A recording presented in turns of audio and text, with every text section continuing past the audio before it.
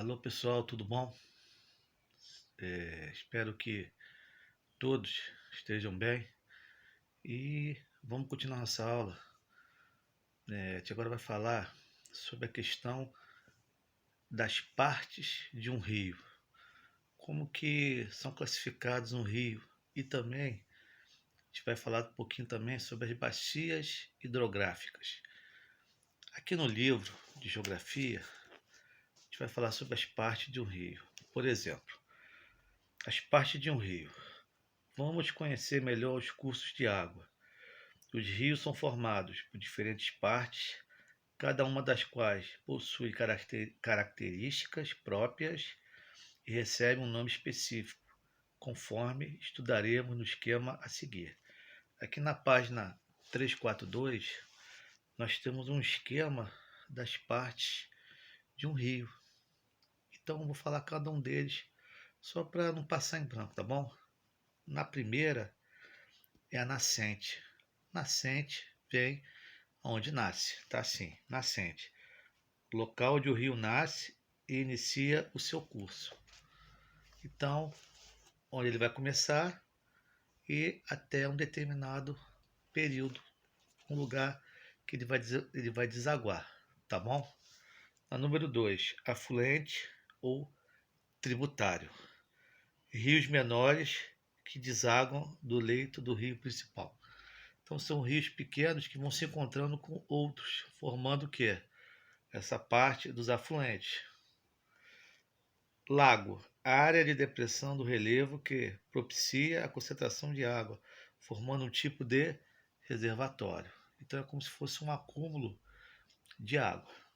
Foz, parte do rio que deságua em outro rio, em um lago, um oceano.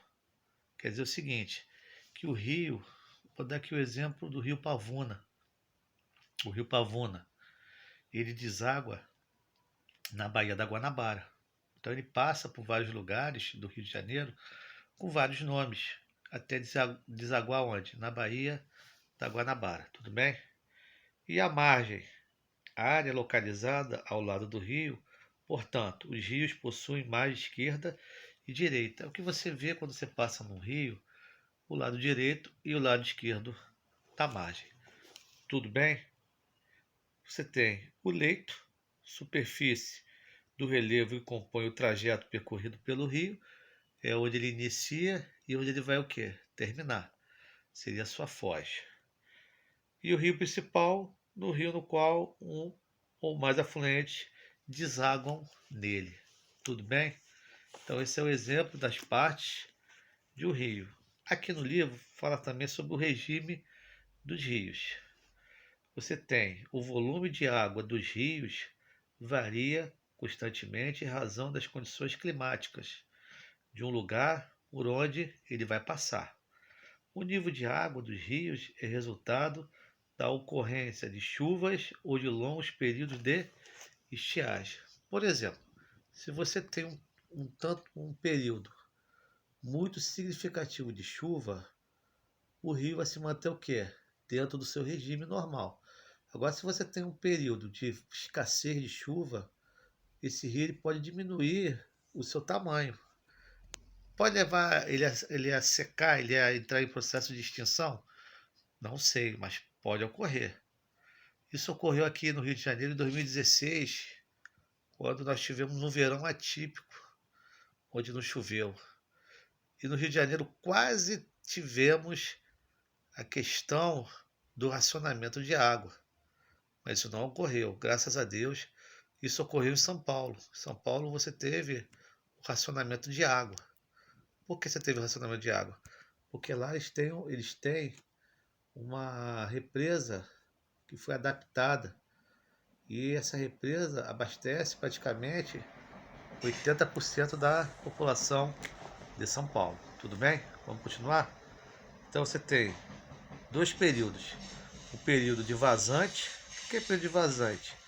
É quando a quantidade de chuvas é menor e o volume do nível do rio são reduzidos. Então esse período é conhecido como vazante. Quer dizer o seguinte, quando há um pouco de falta de chuva, isso influencia o quê? O volume do rio.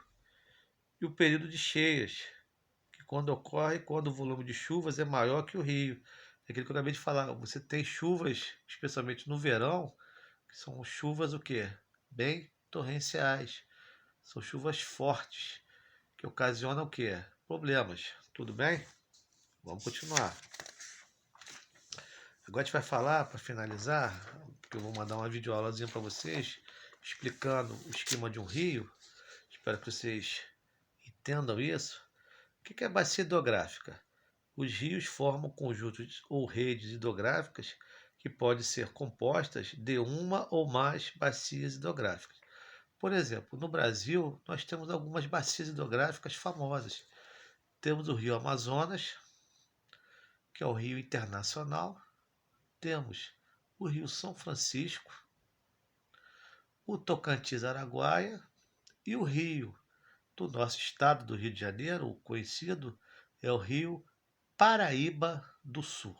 O Rio Paraíba do Sul, ele corta 3 estados brasileiros. Ele corta o Rio de Janeiro, Minas Gerais e uma parte de São Paulo. Tudo bem?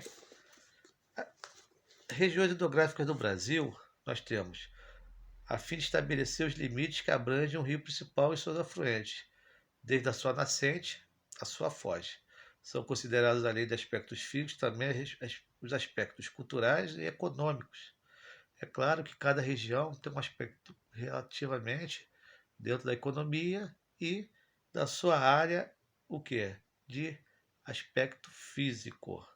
De acordo com o relevo onde está localizado, os fatores de uma região hidrográfica podem apresentar características diferentes e pode beneficiar algumas atividades econômicas, como ocorre entre as regiões hidrográficas da região amazônica, que você pode utilizar o rio através de hidrovias em razão das águas calmas e de potencial de energia.